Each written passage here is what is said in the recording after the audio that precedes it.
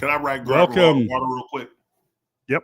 Marcus is going to get a water, folks. He is fighting the flu, but yet he's here on the show. Well, now you can't see him, but trust me, he'll be back. This is Mike Kegley here with Marcus Griffin. We will have Kedrick Prince on, and we're going to do our best to have Brad Sturdy on, although the ancient bowels of Madison Square Garden are not always conducive to cell phone signals. So we will see. We'll play Brad by ear. Folks, that game was a very frustrating game for a lot of us. And I'll tell you, there were two times where Illinois had, when UConn got the 12-point lead, they went on a 10-0 run. Illinois had a 2.5-3 minute, I guess 2 minutes and 50 seconds of no scoring. Here at the end of the game, there was no field goals the last 2:56. Illinois' offense is frustrating, and I got to be honest with you.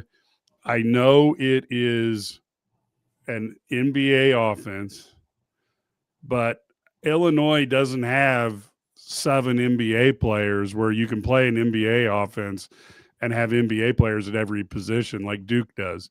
So I'm not certain if that's always the way to go. And the other thing I'm frustrated about, Marcus, is, we get these shooting droughts, but this is a team of European players who do a lot of pick and roll.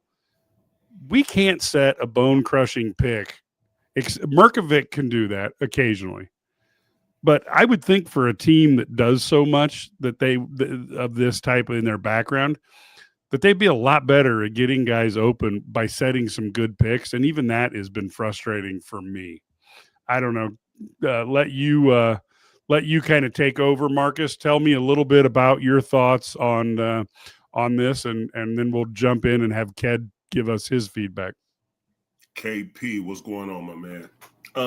This game was extremely frustrating to watch because it's the same thing that I said that I've been saying. We are a one-dimensional team against elite defenders.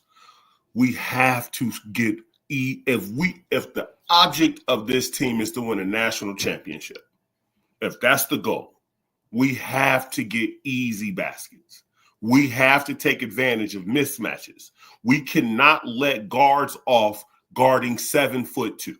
I don't care how many times I'm gonna say this till I'm blue in the face. You have to punish the elite teams when they make bonehead mistakes. You got to, because they don't make a lot of them. So when you get a guard on your big guy, you got to be like, no, we're going down low. We got to punish them. Even if they miss it, it's the thought process. Punish the paint, punish the paint, punish the paint. I love Boswell. He cannot be our leading points in the paint every game. He just can't. He just can't. It's a toughness thing. It's something deep in you that as a center is just something that you have to have. You have to have if you want to compete at the highest level in the Big Ten. And it's just like seeing Timmy throw up that jump hook late in the second half. I'm just sitting there pulling my hair out. Was like, I see that. So I know you can do that more.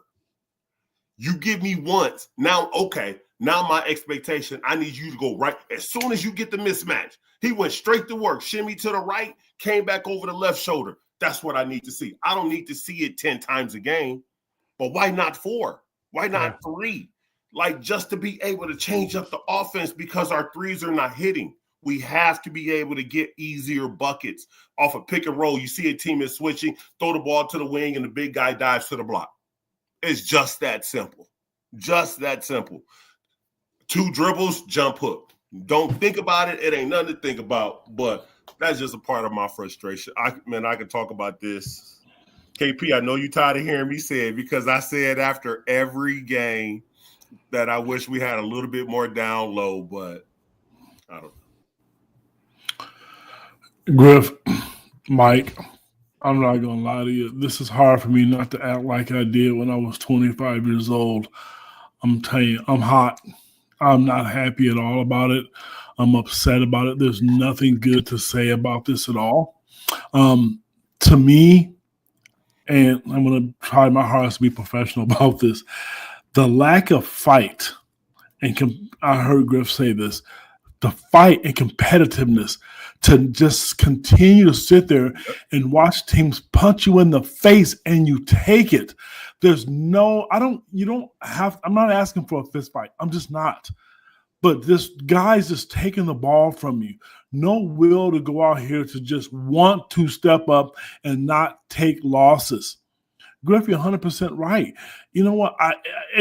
They had one guy out there today. And for the people out there, if you're going to ask why Brad Underwood did not play one of his leading scorer on the team, then I don't know how much you know about basketball. Andrei Stojakovic did not come to play today. He did not. He was a factor. We talked about it at half. Quit being a finesse player. If you're not going to guard, you can't play. At the end of the day, it is. I'm frustrated. I know the fans are frustrated, and you should be. It's a combination of things. Just so many different things that's left on this table for me. Number one, they didn't compete. They didn't defend ball screens. The lack of post play. I'm sick of watching officials just blow calls and just pretend that it doesn't happen. I'm not the biggest Ben Henriquez fan, but he clearly blocked out and he gets mauled over the back. And then other teams get those calls. And Brad Underwood, I'm going to upset a lot of people when I say this, and I don't really care today. I really don't. Brad Underwood came to Illinois. He was a tough coach. But then you have the other side who complain how tough he is. So he became Mr. Nice Guy. I don't want to see Mr. Nice Guy. I want to see Keith Kimball get taken to the woodshed like he should have, because he's horrible. He's the same guy that called the foul on Colin Boswell when they played Alabama when the guy slipped and fell on the floor. Hold them accountable. I don't want to see this anymore. I don't. That's not why they lost, but it doesn't help. Everybody in the world saw the over the back call when Ben Henriquez actually blocked out, and there was nothing. And you're trying to get back in the game. Do your job. Do your job as an official. But I'm also not pleased with the team, because I know they're prepared, but no matter what, you cannot go out there and play for them. You can't. And it's not going to happen. Well, I agree with that, Mr. Kenny. Yeah. I just the thing I guess I get the most frustrated is, and I wanted to put up Kenny's thing here about I'm not certain that Underwood's trying to, put his guys in the NBA. But I do think that this team, Ked and I have done these podcasts for 5 years now together. And he gets tired of me at the start of the season going, this is not a good 3-point shooting team. Every year I hear about how great our 3-point shooting is, and then it sucks. and so we take too many shots. And I just go back to watching guys like Marcus play. And if Marcus gets a guy who can't shoot a three reliably or over 30%, yes, you want him to shoot it. You're like, this is great. All I got to do now is track the ball, go get a rebound.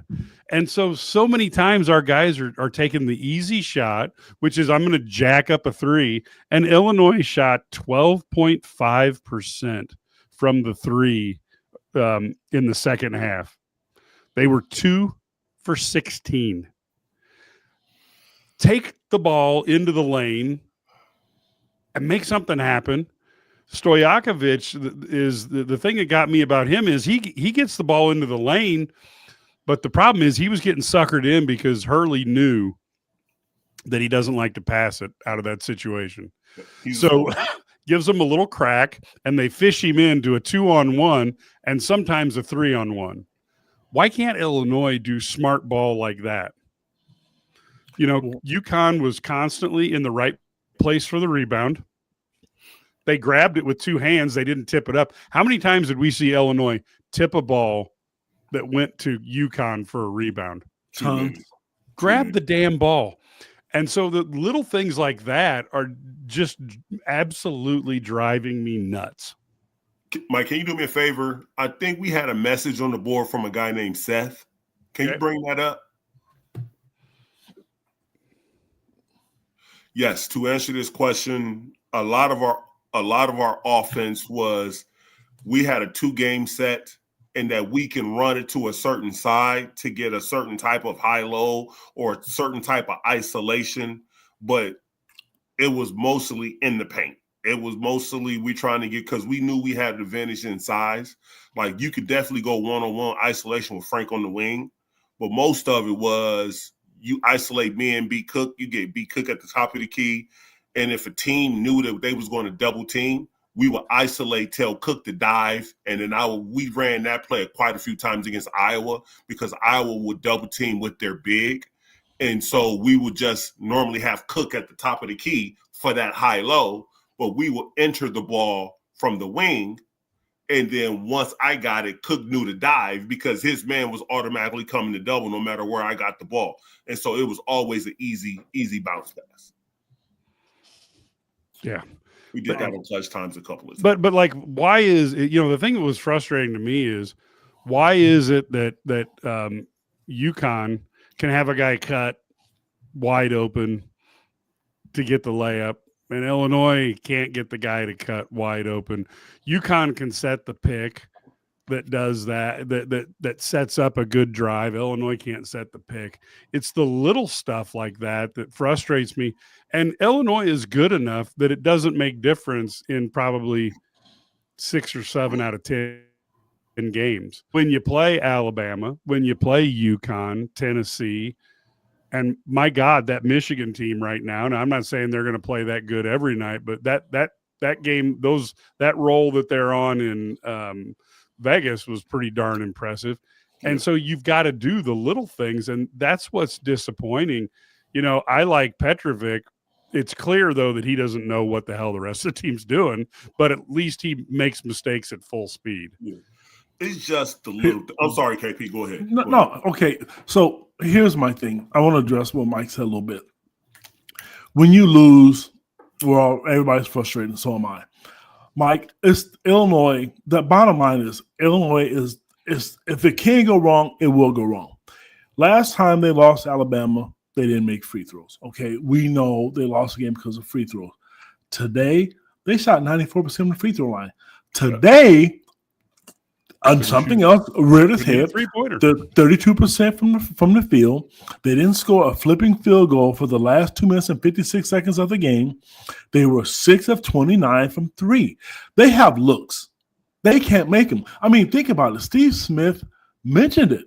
If they make threes, it's a different game, and it stinks because they do run offense. How many open looks did Zonomer get wide open? How many open looks did Ben-Hur Rickhouse get? Well, wait a minute, Ked. I'm going to use your words against you. Please do so. Maybe they were wide open because they wanted them wide open. Yeah. So it goes back to Griff's point. This is where I agree with. If they can't shoot threes and they're wide open, I understand that. I know it's not your typical analytical basketball, and please don't bring that smoke to me today because I don't want to hear it. I don't. Take 4 or 5 dribbles in. Mike, you asked about like why are they open? If they can't get to the rim, I mean, if they're not wide open, shots going to go. They're going to attack the basket. They don't do that. Analytics is great for some people. I understand it, and Illinois is not the only school to use it. There's a guy on Twitter that we butt heads all the time, and I'm not going to be embarrassed to admit it. His name is Ant Wright, and he exposed. Mike, you're laughing because you know damn well what Kedrick is getting ready to say. He exposed the analytical part of Ben-Hur Rickhouse defense. I don't want to see it anymore. I don't. Because it's on there. So you go follow him and you watch that. Because the eye test still matters. And you know who I love on the Illinois staff that does that is Shauna Green, because she mentions it. You can do analytics. I understand that. But Griff is right. Get your ass to the post. Be competitive if shots are going to fall. Our big guys don't want any of that. I saw twice, I think, tonight, Thomas Love wanted to go to the post. You're not going to win. There was a national guy who posted, the reason Illinois can't win a national title, Griff, I'm going to tip my hat to you, buddy, is because they're soft in the team. He said they were a donut team. His words, not mine. Hey, wait a minute. I said that last week. I was all over true. It. Like, I'm sorry. I don't know how much. Like, I'm sorry. I played in the pink. I played in the Big Ten. And I love what Coach is doing and bringing a different flavor and a flair to Illinois, just trying something different, because I've never seen a Power 5 conference go with this many internationals. I've never seen it before. I love it what he's doing. But at the end of the day, you got to have a certain type of dog in you in that paint in the Big Ten. You got to. You have to. It's just what needs to be had. And when you see a 6-foot guard, do you know what I used to think when I saw a 6-foot guard guarding me on a switch? I'm going big. I'm trying to draw all attention to me. I am posting up. I want that mismatch. Oh no, I'm punishing your little self. No, you don't get a chance. They have to do that. It's just something that they will need. It's going to come a time that one of them big boys is going to have to look themselves in the mirror, was like, Boswell is a 6'2" guard, and he's our best post-up player. That's sad. And he's your best player. Everybody else was still in Thanksgiving mode, Griff. We could talk about defense. We can't score. Sorry, Illinois can't score. I mean, I'm sorry. I mean, as good as UConn played, Illinois had a chance to win still. Damn it, you can't shoot 32% against these teams. And I'm going to say this, and people, you can unfollow me. I don't care. Michigan looks really good. I understand. And Michigan State looks good.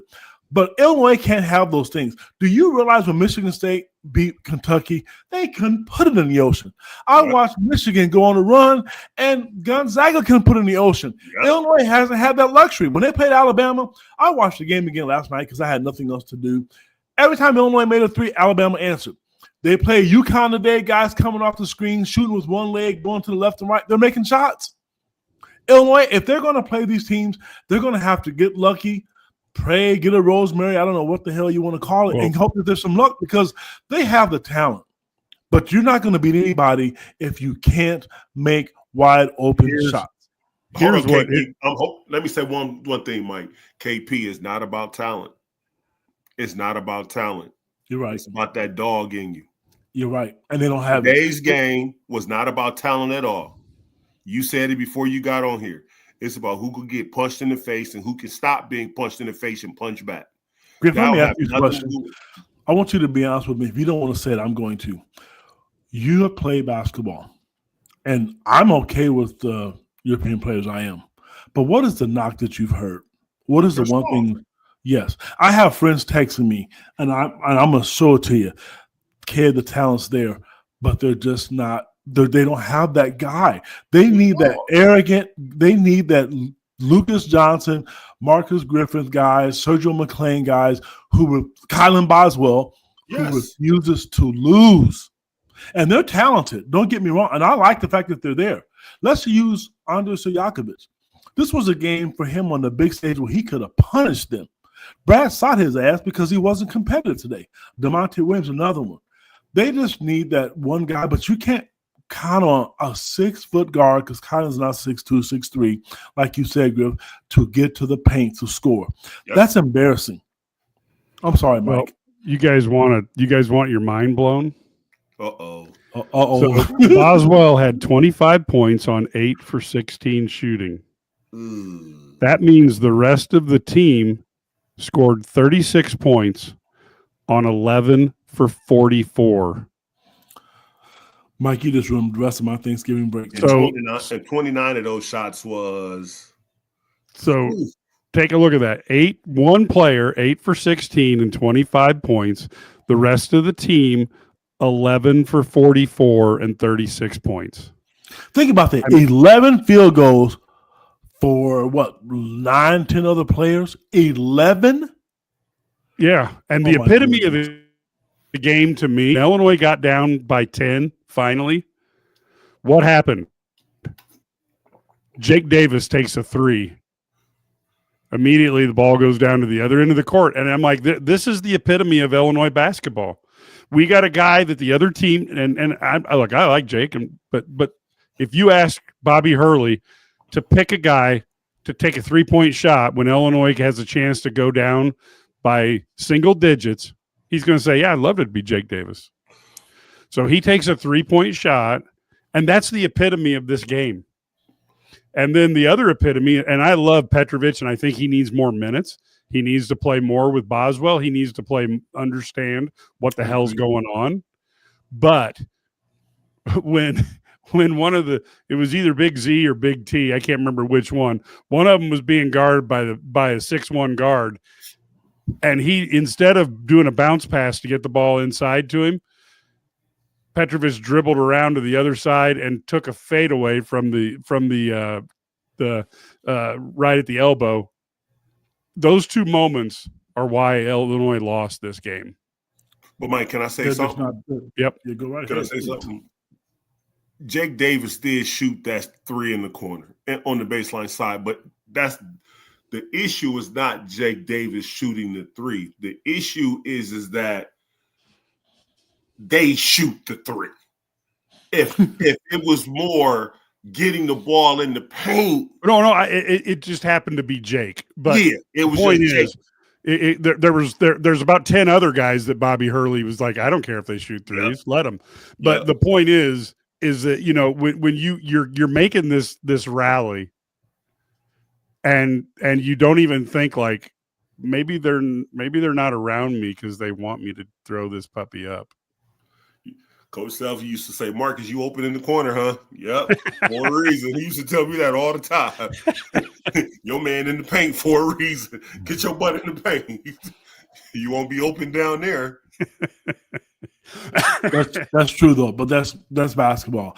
I think I understand what Coach Underwood was doing. He wants, if you're a shooter, which is about what Griff, you were that post guy, I could shoot the basketball. I was damn good at it. Coaches have to give you that confidence, and I know Coach Underwood is giving them that. But there was times when I saw him today, Zonovan shot one. I couldn't read his lips; he was that far away. But you can damn well tell he was frustrated because he's like, they're open looks. And what's hard is that you watch other teams do that, and if you're not going to have that John Deere tractor in the middle, then damn it, you better make threes the rest of the season, because you know as much as you know. Merkovic has looked good. He has made some bonehead plays and not understanding the game, and he's a freshman, and he gets sped up against better competition. Do I think he's good? Yes. There was a time when he got his shot blocked. I bought a new TV, so I had to watch the game on the computer. I think I kicked the computer. My computer went out because I missed the last 4 minutes. I missed 4 minutes of the game because instead of dunking it, he laid it up. And that's the difference, and I'm not being negative, but I am. That's the difference of an American player and a European player. That's a damn dunk. But then you get it blocked. Just quit being soft. I mean, like, if Colin Boswell could just really, really leap and dunk all the time, I think he would. Even when he makes a mistake, I can't fault the guy. That kid is leaving it on the court. And I know in the back of his mind, he's thinking, because I interviewed his dad, and people can read it on IlliniGuys.com, that kid has played with European players his whole life. He has. Colin Boswell, when he was at Arizona, he's what he played with.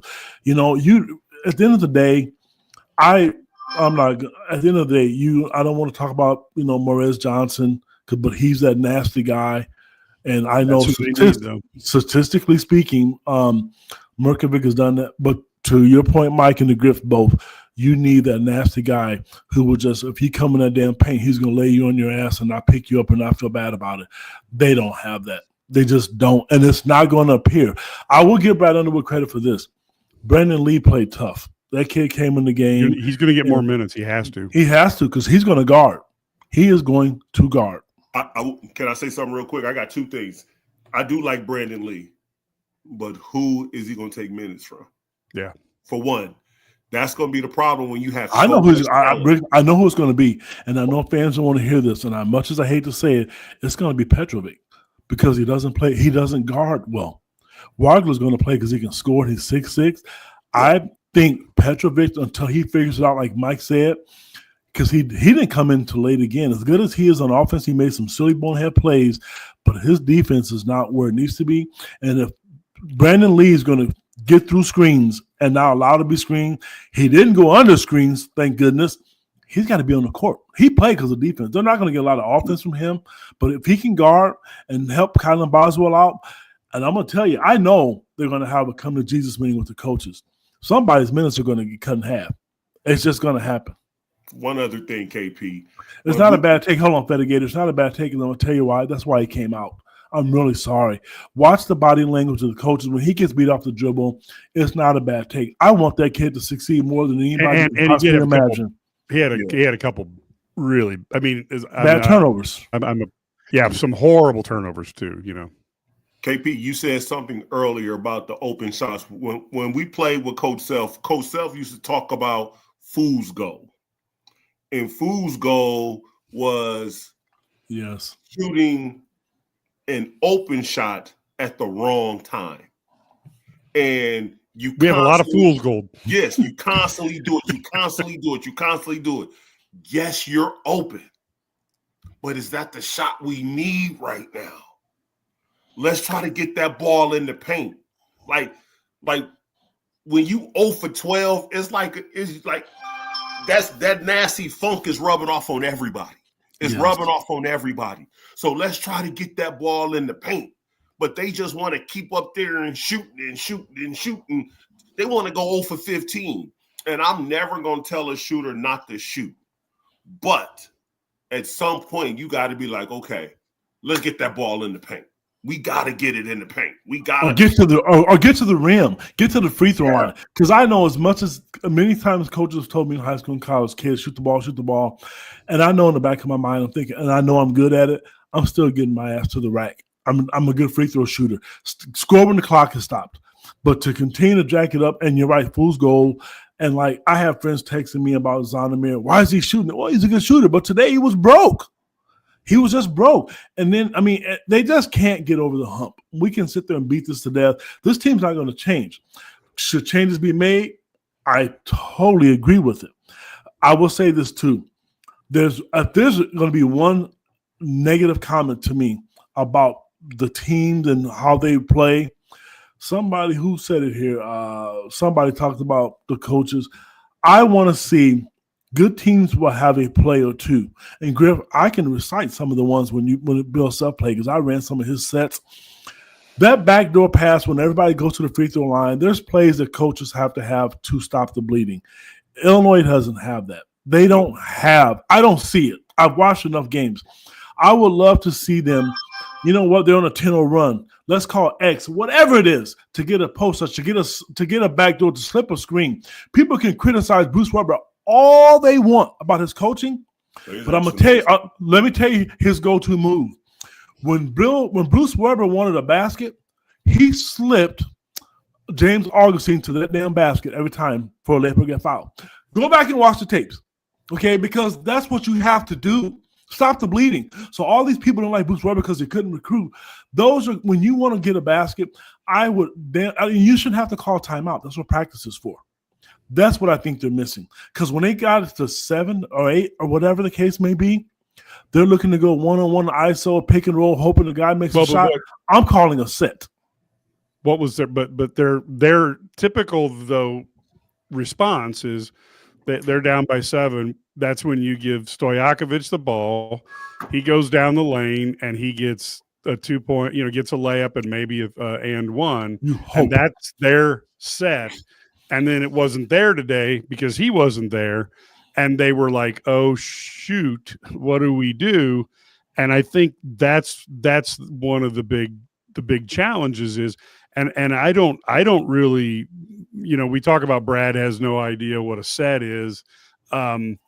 I don't have a problem with just running an offense and not going with a key set, but you do have to have a player or two you can get some can get you the points when you need them. And right now, I don't think we do.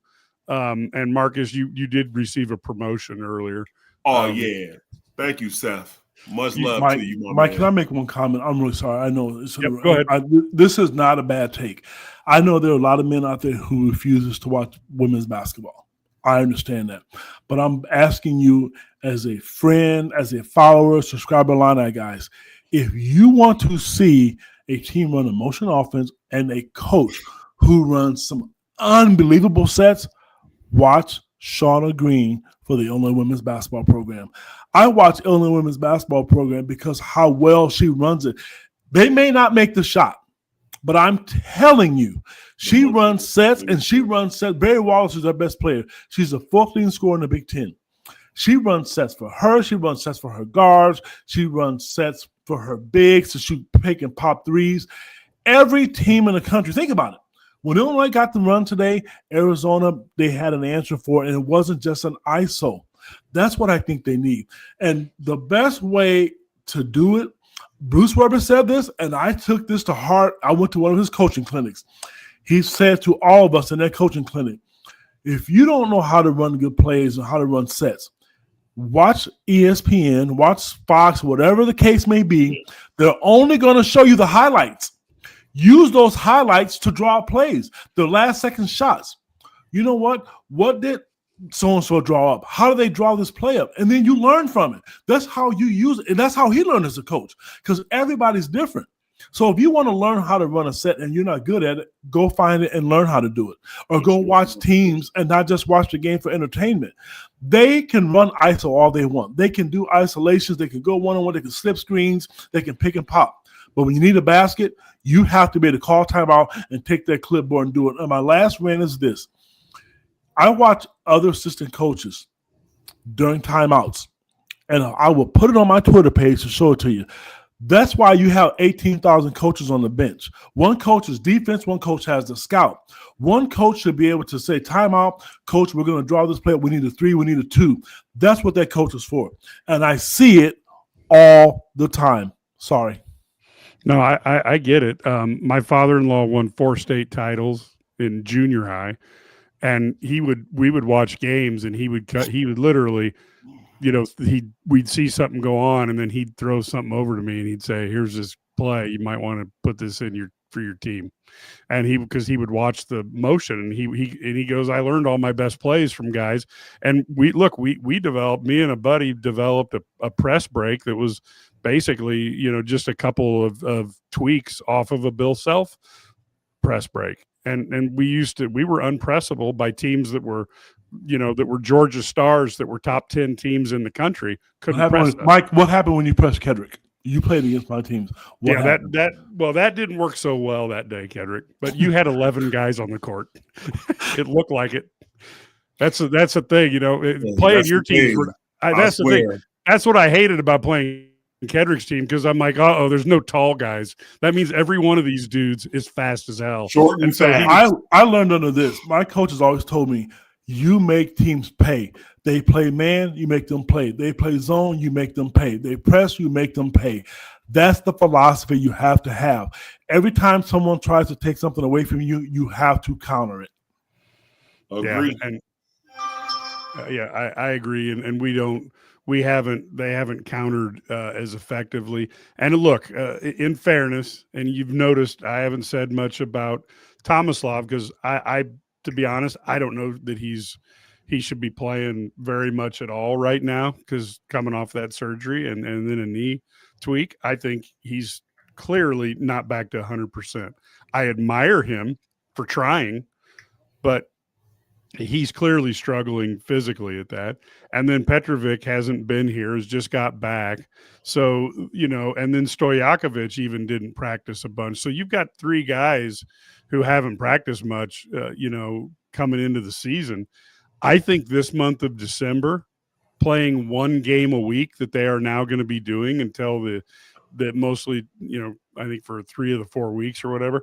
I think this is the most important month, because you got to get these guys on a practice court so that they know what the hell they're doing together, and you can get some sort of connection between the players, because we're not seeing that as much as what we would normally see either.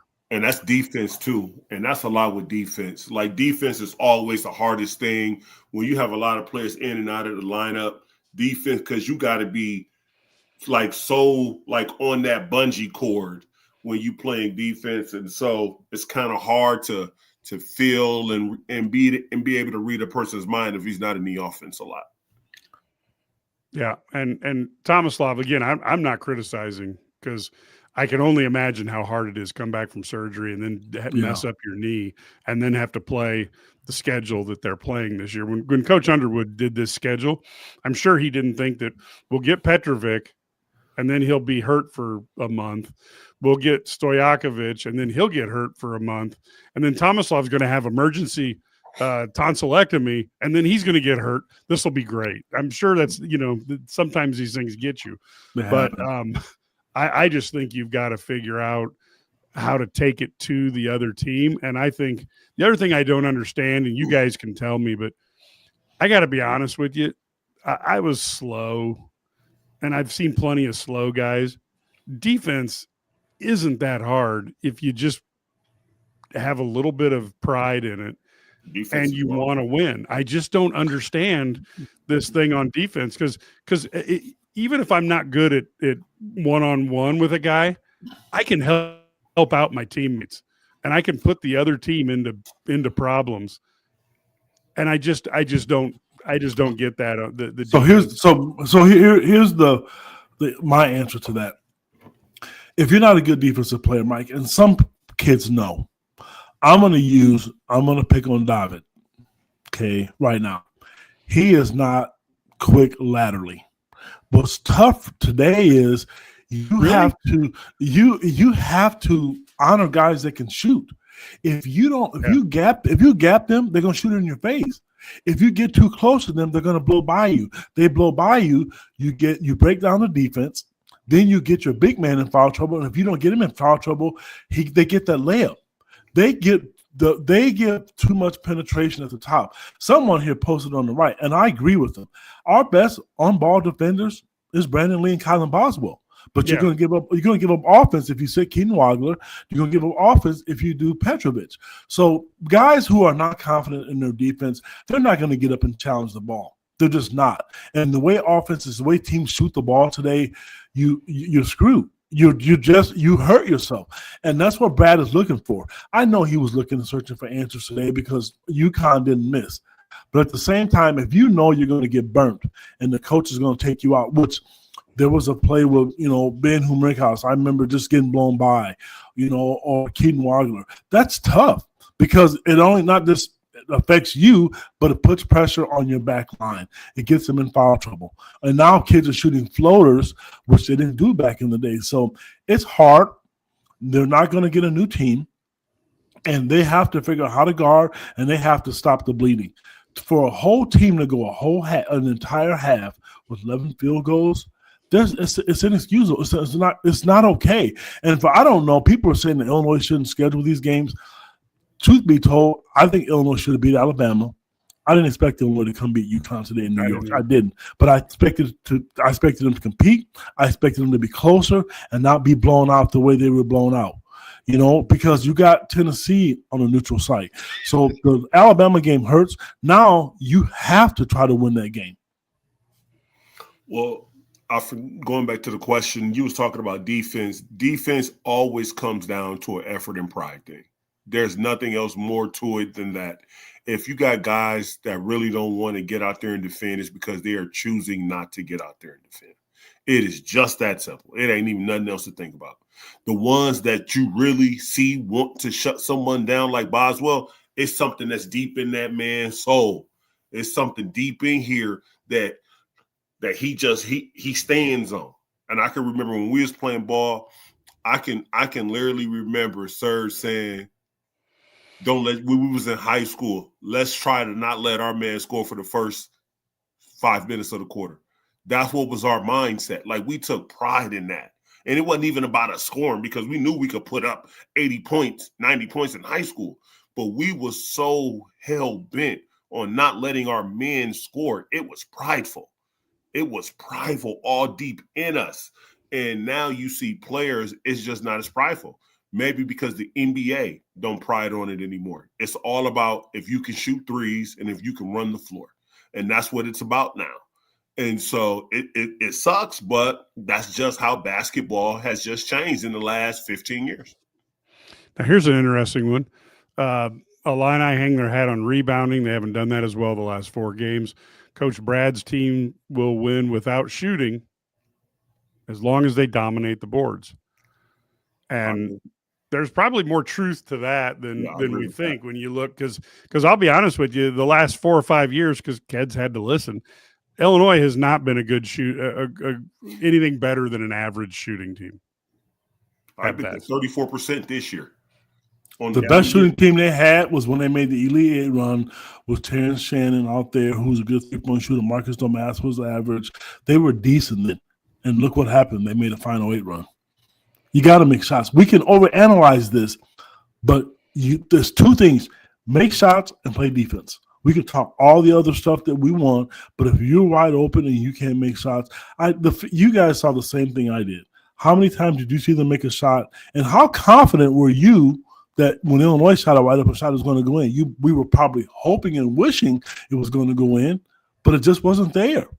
And I don't know what the answer is, because they always start out shooting the ball really well, and then they didn't in the end. I don't think it's Griff's right.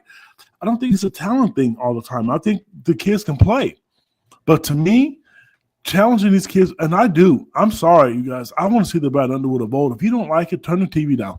When he starts yelling and chewing some kids is behind out, close your eyes and drink some lemonade or some water or something. They need to be challenged. KP, you've been around these kids now, man. You can't. You've been around them. You know what this generation of kids are like. I know where you're going. What'd you say? I know where you're going. You're right, because you can't do it back in the day. And something that I say off the air that happened, we just talk about it off the air, and I think that changed how coach reacts now to a lot of certain things. And he has to, Griff. I'm gonna tell you, I'm gonna call spade a spade. Fans complain, people complain. They complain, and that's why you saw the change. But you know what? When Brad Underwood got there, everybody knew you rebounded and you were tough. But today, you cry, if you yell, if you say the wrong thing, your feelings get hurt. Go to another school, because that's not for him. Because they can recruit, they have talent. I want to see guys who are tough. Mike and those guys used to laugh at me all the time how much I love Terrence Shannon and Marcus Domask, because those dudes, you punch them, they're bringing the Incredible Hulk to knock you out. They're not going to get punched in the face and say, "Can I get you a cup of tea, mate?" They're not doing that. They're going to fight back, and that's what they don't have. They need that, and it's not on this team. It's not going to happen overnight. You have two dogs. A dog and a half, Brandon Lee and Kylan Boswell. Everybody else are good players. Brandon Lee and Kylan Boswell, number one, and the half is Brandon Lee. I think that's two dogs. I think that's two dogs. Okay. And they got a third one, but he just can't play yet. It's Ty. Yeah. Who? Ty Rogers. Ty Rogers. Yeah. Now, Ty Rogers but you will lose so much scoring. Yeah. We don't make shots anyway, man. So what the hell? What's the difference? If they can't score, look, the bottom line is the other thing you have to do is you have to get stops, and they have not been very good at getting stops at key moments in the game. I mean, look, basketball. It sounds like the football team. Yeah, but basketball is very similar though. Football, you only have to stop them one more time, then they stop you, and basketball is the same. And as much as we're complaining here that Illinois is not a great defensive team, they held a pretty good UConn team to 41% shooting. Yeah, and so you got to start looking at So the offense, to me, the offense stinks. The defense could get better, and you've got to rebound better. You got to rebound better. It's not a lot that we got to work on, but they're important. Yes, Griff's right. Yeah, I think you're both right. Griff's right. You guys are both right. It's not a lot. Nope. It's just I think you're both 100% right, and it's probably the best part of the podcast. I think you're both right. It's not that you're demanding a lot. It's just blocking out. And one of you guys mentioned earlier in the podcast, so with rebounds, they miss a shot. When you needed the rebound, they didn't go get it. They didn't get it. Be that guy. Did. Yeah, yes. You be that guy. You go get the ball. Don't expect your teammates to go get it. That's one thing I liked about Dennis Rodman. He would always say every rebound was his. He wasn't expecting Scottie Pippen or Bill Wellington or whoever who coached to get the ball. He went and got it. That's what they have to do. The other thing you need is you do need a little bit of luck, because Smith for UConn, he's a very good defender, but he also uses hips and elbows and hand checks and all sorts of things. And amazingly, didn't have a foul all game. And Illinois needs to watch a film and see, we got to figure out how we get away with crap like that. Because Boswell could if he just stopped reaching. Well, yeah, you're exactly correct. He will get away with it. One thing, if you notice, UConn did not put their hand out on people like that, which saves them quite a few fouls. And if Illinois would just learn to not do that. Okay, this is me crying. I think Illinois should start flopping because I think Alabama flopped. UConn flopped. Griff, let me ask you a question. Griff, let me ask you a question, baby. Tell me the truth. Griff, don't make me send you videos, man. Listen, it's acting 101 because it works. We're not doing that. You don't want to see a flop? Hey, don't do that, Marcus. The last time he got on this speech, he fell off his chair, and then we had to wonder if he was hurt or not. No. All right, take that back to the SEC. We stand at least you know it. Here. Thank you. No. At least you know it. You know it. No, they could take that over there. What we cannot do though, we cannot let the officiating. If 2000 Illini was mentally tougher, and I can say this about myself, we would have won a national championship that year. We allowed the referees to get in your head how we play. You know the Arizona game? Yes, we was not prepared for that, and we could not adjust on the fly fast enough because we were so worried mentally. Every time we went down the floor, they was going to call foul. They was going to hit us, chirp, chirp, chirp, chirp. And they did. And they did. During the game, how would you have adjusted to that now? Looking back at it, Marcus, how would you have adjusted to that now that you're older and wiser?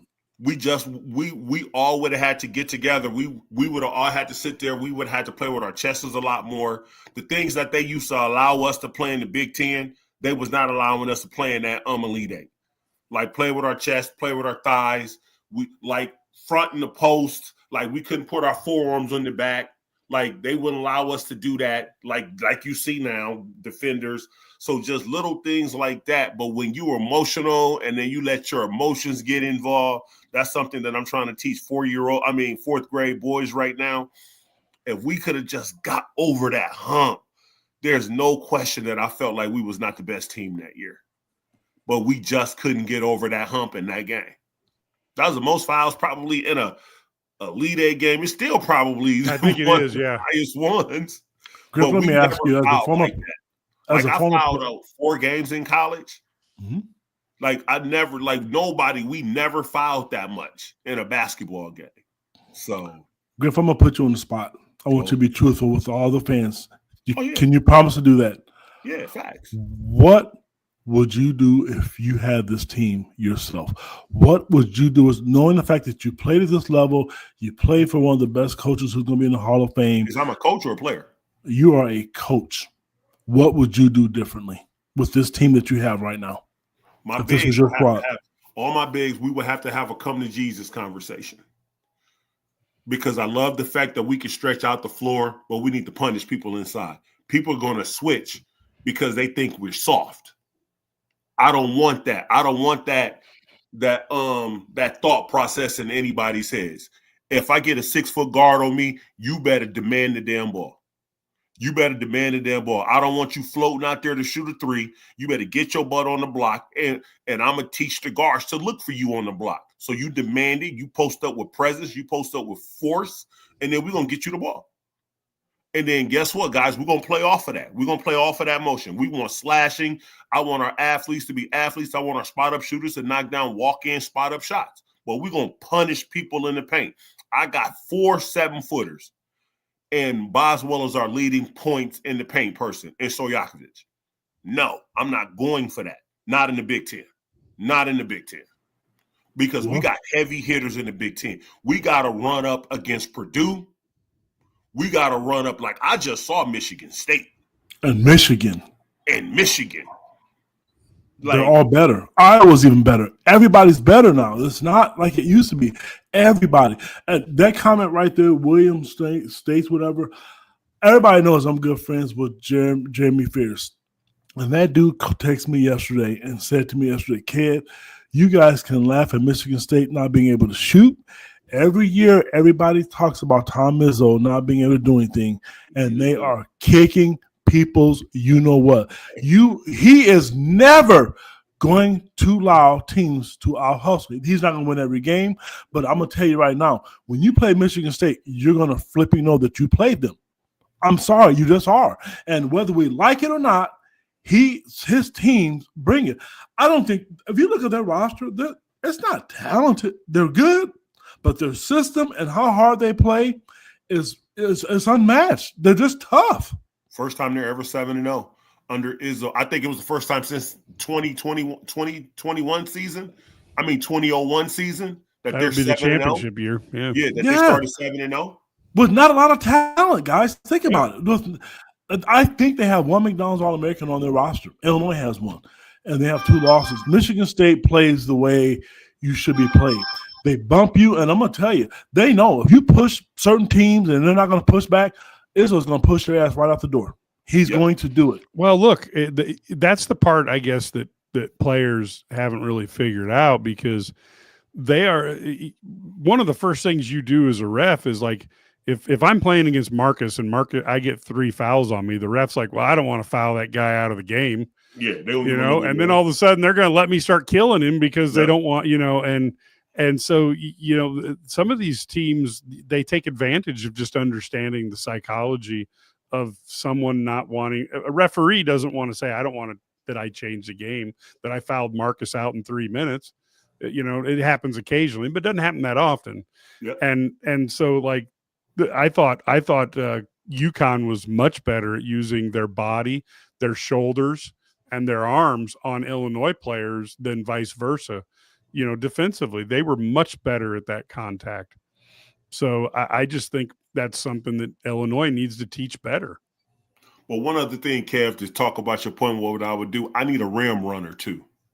Like, we have so many guys that run out to the perimeter. I need one of my bigs. Come back. Yes, I need one of my bigs to run to the front of the rim. Yeah, they float. They float to the 3-point. They float to that 3-point line. They all do good. That's because they can pass. Like, I got bigs that can pass the ball. So when I get a big at the top of the key and I got another big posting up in the paint, you know how many times I used to have a little bitty guard on me trying to post me up because I would outrun the big down the floor? Let's get some of those matchups. Those are those easy buckets that I'm talking about. Yes, that's what I look at. And I look at fast breaks. Fast break to me is not about getting down there and trying to necessarily get an easy layup, but a fast break is to hustle down there and try to get a mismatch on defense to get an easy shot. So in other words, because maybe one time Marcus is loafing down the court and Ked gets me guarding him instead of Marcus, Ked gets an easy shot. Yep. And so to me, that's like this walk the ball up just drives me crazy. Man, I think you should be trying to literally get that ball up in 2 passes and try to force the defense. Because if nothing else, the defense knows they got to run their butt off. You're going to tire teams out a little bit. But know why Michigan State has been so successful? Michigan State plays basketball like the SEC and ACC. It's called a secondary break. When you score Michigan State, they're going to push that damn basketball right down your throat. And before you turn around, there's a layup or lob dunk coming the other way. The Big Ten hasn't done that. Now, this year, I think it's a little different. Yeah, I think it's a little bit different. I think there's some teams that can do it. But if you don't have a secondary break, and everybody runs it differently. The way I ran it, one pass, my big better be on the block and beat them down the court because you get a mismatch. And here's the mismatch. The guards are the ones that are back, not the bigs. So you make them punish them. And I don't understand why teams don't do that because it's there. Those are easy opportunities where you could push the ball. Because I know people watch the games for entertainment. I watch them for X's and O's and the entertainment part. That's why I mentioned Shauna Green earlier. And I'm not just saying it. That woman is a masterful surgeon when it comes to drawing up plays. I'm sorry. And she just is, whether they convert it or not. And there's other guys that are like that. I think Barry Lundy Jr. is an amazing offensive coordinator. Some people are just gifted at it. Illinois basketball needs that. They have to find ways to get easy baskets. And if you're out of a timeout, what happens if you're down by 5 and you're out of a timeout? You don't have if they don't call a timeout, if they don't go check the shot clock, your team needs to know, I'm running this, we need a 3. I'm running this to get a basket. Run 12 for Marcus Griffin. Run 15 for Mike Hagley. That is what you do. That's when I said to you, you make teams pay for those things. That's what you know what I would have, if I had been a head coach in the Big Ten or the SEC, knowing that Bruce Weber likes basketball and wants to be a part of it, and he never really enjoyed the recruiting, I would have called him up and said, hey, you're making X broadcasting basketball. How about being an assistant coach that doesn't have to recruit and make this? You don't have any overnights. You're not going to be a guy trying to land anybody. But I need you to be there to talk to – I need you to be my defensive coordinator and occasionally help me with my offensive coordination. Because that guy is good at it, Mike. Yes. But defense is not hard. I don't even know why people think they need a defensive coordinator. All you have to do is make sure you recruit the dogs that you want to play. That's all what it's about. If you want to be good defensively, you got to look at people. Maybe they're not scoring as much. Maybe they put a lot of effort on that defensive side, and you got to see people who's putting that effort out there. Nope. And once Fatigator's totally against my idea. I would have Weber so fast it'd make your head spin. People don't like him, Mike. He could not recruit, but the guy could coach. If he would have stayed at SIU, he would have a statue. There would be no SIU arena. It'd be the Weber arena. But he got into the big leagues where he made a lot more money. Let's give him credit for that. But he also got stuck trying to recruit, which wasn't his cup of tea. Let me ask He's you this. Bill Self when it comes to recruiting trail. This is no disrespect to my guy Griff, number 52, sitting here, or any other Illinois players. What coach has taken Illinois to the national championship game? I'll hang up and listen. I don't care if they were his players, if they were borrowed, if they were on loan, if they were through Cash App or Venmo. He got them to the national title game. KP. Who else did? I'm listening. I understand what you're saying, but we both know there's more to it than that. And you know. I'm listening. I will give it to you. We got this battle, but we need peace now. Hold up, KP. He got a team to the Final Four. I will give you that. Championship game, national championship game. I cannot take that away from him at all. But there's a lot more to it than that, and you know it is. All right, next podcast. All right, we got sturdy. We got sturdy. Hey, Brad, what are your thoughts coming out of this game? Obviously, I think that there's a lot of negative talk. Everybody's kind of down on it, but I do think that there were some positives too. I thought they actually guarded in the second half, got after a little bit, but you're gonna have to, when you run an offense that has such, trying to run a 5-out offense with spacing, and you get wide open threes. At some point, you got to make them, and that's kind of where they. That's the reality. I mean, those looks, they got shots at the rim. What I was talking about, rims and threes, right? And they missed them. I mean, they were at one point, they were 3 of 11 on layups, I think it was. They at one point, then they were 7 for 15. Later on, finally made a few, and then they missed some more down the stretch. They finished like 9 of 22 at the rim, and then they're 6 of 29 at 3. I mean, that's really bad. I mean, there's not much you can do. But, first half they let UConn get going, and that was bad. I mean, they let them get going offensively, didn't really fight, didn't compete, didn't get through screens. And, UConn's good, though. I mean, give them credit. They're a really good team. Yeah, they're good. I think they're a legit top 5 team. And so, it's not a bad loss. It's just you feel like it's another thing, though, where they just little things keep them from making the strides they need to make and getting the plays and making the plays they need to win a game like this, which is, obviously a game they could have won had they played a little bit better.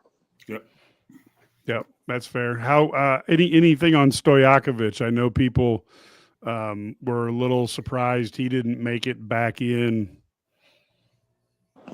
Well, a lot of unhappiness about his play on the defensive end, and he didn't rebound. Just between that, he's got to do the things besides just driving the basket and scoring. I mean, and that's where he didn't do that consistently. I mean, it was just he missed shots at the rim, yeah. But he also, you can defend and you can rebound on the other end, and that's how you get more minutes. And he just didn't do it. And I think this was one of those games where Brad was trying to find the best defensive combo in the second half, he said. And whether that was Brandon Lee or, he even put Jake Davis out there just because – and they actually were better with him out there because he was following scouting reports. He was staying engaged. At least he was giving effort on the defensive end. Yeah. Yeah. There you go, Mike, while he was in the game. Yeah. Yeah. I don't mind him being in the here's game. The thing. But, here's the thing you got to understand. Some of it is you have to make these guys accountable. And that's one thing that hasn't happened enough. With all the missed practices, Brad mentioned that in the postgame, there hasn't been enough accountability in practice for those guys to learn how they're supposed to play defensively. Because the reality is you can't take them out because you don't have anybody put in. Well, right. Now and in this a game where you're down anyway, you're not, there's nothing going. You might as well give somebody else a shot, which I actually like. I mean, because now it's like, hey, if you're not going to defend, you're not going to guard, then you're not going to play. Yeah, no. I'm constantly amazed by Mirkovic as slow a foot he is side to side, how he ends up with 8 rebounds. It's amazing to me, and it's like if you just played a little bit of defense, it'd be hard to take you out of a game. But that's just me. I definitely didn't agree with him guarding the best shooter in the country. I definitely didn't agree with that. Right. I don't know I don't know who put that on the scouting report. Scouting report, baby. Yeah, I don't know who said I want my person. That's our best. That's not ideal. That's not ideal. Our best rebounder running around the 3-point line all game. I don't know who came up with that idea. Well, it's not sturdy. We know that. It wasn't me. I will say one thing. UConn runs really good stuff where they get you in a spin cycle and they get you in mismatches and switch, and that's what they do. That's what Hurley's a really good offensive coach. He runs a lot of stuff like that. But the other thing they have going for him is having a guy like that. Remember when I don't think Illinois had a guy like that since Plummer, right? Alfonso Plummer, who could run around and catch and shoot on the move. Yeah. And they got a couple guys like that. Well, Plummer was also, 3'7". So now you got a 6'9" guy who can run around and shoot. And that's really hard to guard. Merck's got him. Yeah. I got him. And, here's the thing. I actually thought he did a better job than I thought he would. Right. As scary as that is. But because I think he was trying. You know what I mean? But at the end of the day, he doesn't have the defensive discipline yet because he's still 19 years old. He's still a freshman. He's learning how to play at this level. And so, there's a lot to, I think sometimes, we maybe expect too much from guys like him. No. Can I say something? Sorry to interrupt you, Sturdy. But this is what tells me about that dogness because I can just remember if I would have been playing and Serge was on that team, Serge would have been like, no. I got him, coach. Mm-hmm. Serge would have been like, no, coach, I got him. We're gonna put Marcus on somebody else that's gonna keep Marcus closer to the basket. Boswell, I'm pretty sure Boswell, but it wouldn't have worked because Boswell had to guard the guards. But I would have been like, you guard him. Like, yes, that's where my mindset is at. And until you get him to do that, to step up for his team is going to be an issue. Hey, I want to give kudos to Coach Underwood. I didn't mention this yet. To sit a guy like Stojakovic, knowing who his father is, and on the big stage, I give Brad credit. A lot of coaches wouldn't have done that. They would have bent the knee and said, no, I'm not doing it. I give Brad credit. This was a teachable moment. You have to give us more than just slashing to the basket and scoring. So kudos to Coach Underwood for doing that because as good as Stojakovic is, he is talented, and he's long enough to guard and rebound. He didn't do that. Kudos to Brad Underwood and his staff. I agree. Anything else, Brad, that comes to mind here? That I know we've waited for you, so now we're going to make you carry the show. It's all good. No, don't you think? I really think there's a lot of things to learn from this. I really think that, you know, you want to play these games. It doesn't do any good to go out and beat somebody by 25 points. So a lot of people are like, why do we schedule these games? It's like, well, so you see where you're at, right? And I think that's the key here. And they've got to figure out where they're at, and they see where they need to make adjustments, where they need to get guys going. The other good thing is they've got 8 days of practice right now. And that is huge because they have 8 days practice with actually having everyone in the everyone there. And I think that is probably the biggest part of this next week. And that's what gives me a lot of hope going into the Tennessee games. They're going to have 8 days practice, nice full prep. And it's the first time they've had those guys in practice where everybody's there. And, you know, and Marcus, you can attest to this. This is going to be one of those back when Bill Self would show up in the combat fatigues practices, right? You know what I mean? Like these are going to be like, they're going to get after it. They're going to learn to guard, or they're going to rebound and play hard all the time, or they won't be out there, and they're going to be able to, you know, see who can be a little tougher. Cause you know, that's the one knock on some of the kind of European guys is that they're maybe a little softer. Right. Yeah. I mean, they like to score and they play the game's different. And, you know, part of that is too, the game is different. Let's be honest. That game's more free flowing. This game, you drive in the paint, I mean, you're probably going to get hit. You know, you see Boswell, he gets hit. You know, a lot of times they don't call it, but he takes a lot of when he goes to the basket. That's part of the game in college basketball. Supposed to be. Them little guards need to get knocked on their butt. Exactly. And Petrovic does not like that. We can tell you that for sure. No, he doesn't. But I agree with you. You got this time, like 8 days of practice. This is gonna be hard. This is gonna be hard on those boys because he gets everybody back. Everybody is healthy, and he's going to see. It's going to be okay. He's going to be fixing different lineups, see who he can play with in different type of situations, and come Tennessee's game, he's going to have a good idea in that game on who's he's going to be able to ride with. Because after that, he's got 4 more games, you go straight into the Big Ten. Mike Hagley, Marcus Griffith, and Brad Sturdy, and all of our listeners, this is Illinois basketball. In those 8 days, somebody's going to get injured. Oh, don't great. Way to go, Ken. Knock on wood, man. Come on, Ken. Listen, tell me it hasn't happened all season. Mike just said on the podcast, Brad didn't think this. They can't. If it can happen in Illinois, it's going to happen. They just can't get over the hump. Something always has to. Listen, I'm the most positive player on this podcast, baby. Not right now. I'm telling you. Dude, hey, Sturdy, you want to help Ked? What do you think the odds are of some sort of rare injury occurring in the next 8 days? Don't ask him that because he knows it's possible. It is. All right, Sturdy, what do you got? Well, why would you bring that up, KP? I think he. Yeah, I think now he's on a verbal strike because KP's bringing up injuries. Okay, I'll tell you what. If we find out somebody's injured, you dudes better not call me or text me because I'm gonna give it to you. They just can't get healthy. You know what? Even like with Thomas Hall, right now he should be healthier.